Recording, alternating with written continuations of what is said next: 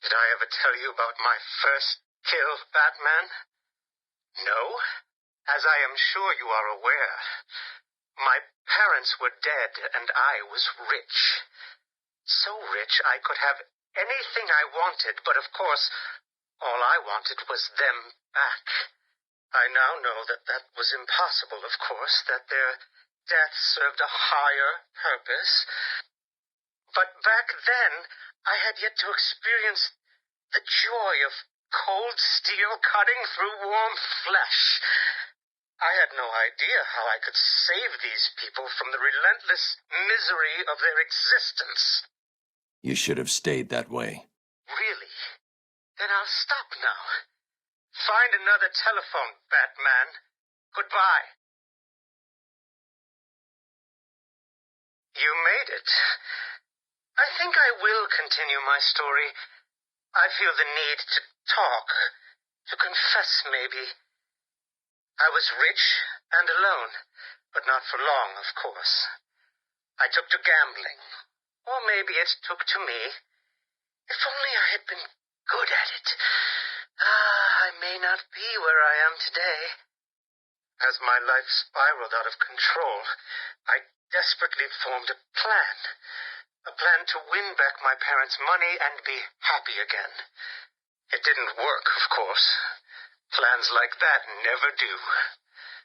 But as I stood outside the Iceberg Lounge on that hot summer night, I remember feeling something. Hope, maybe. The Iceberg Lounge was crawling with the disgusting flesh of humanity. You could find anything there. If you had the money, of course. At the beginning, I seemed to be winning. The cards all went my way, and I found myself at the owner's table. For some reason, I thought I would win, that he would play fair. I looked around the table. I saw the people I was against. Card sharks, thugs, princes, and the disgusting midget who ran the place.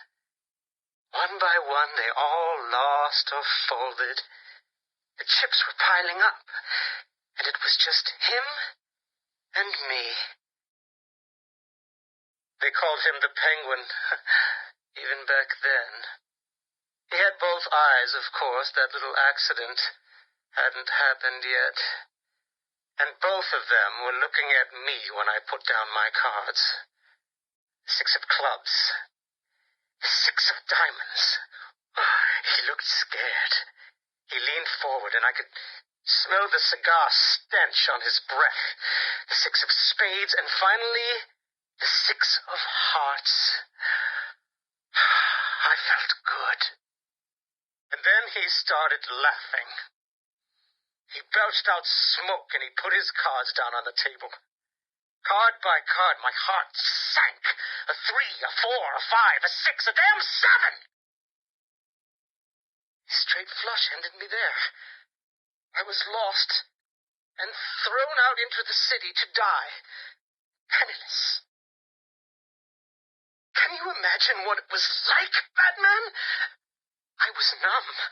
I'd lost everything, and I was alone, crying like a baby staggering through the streets of the city, until I found the answer that I had been looking for. I stood there on the Sprang Bridge, looking out at the sea. I felt the warm breeze on my skin, and it felt right. I looked down and imagined myself falling into the blissful arms of my mother. And then he appeared. He held out the knife and demanded my money. My money! Can you believe it? I looked into his cold, desperate eyes, and I saw something familiar, something inevitable. I saw oblivion. I saw that we are all the same, stuck on a miserable loop that demands salvation.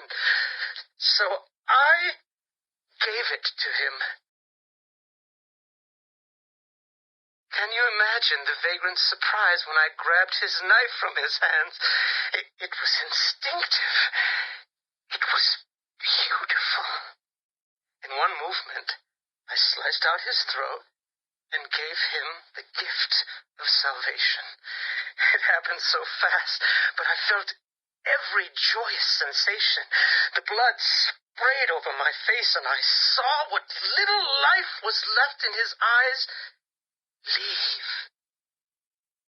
But then it was over. I felt lost, like it had been meaningless, that no one would acknowledge my sacrifice. And then it happened. Without realizing what I was doing, I plunged the knife into my forearm and cut deep. It was incredible. I felt my body elevate to a higher place. It had become a temple.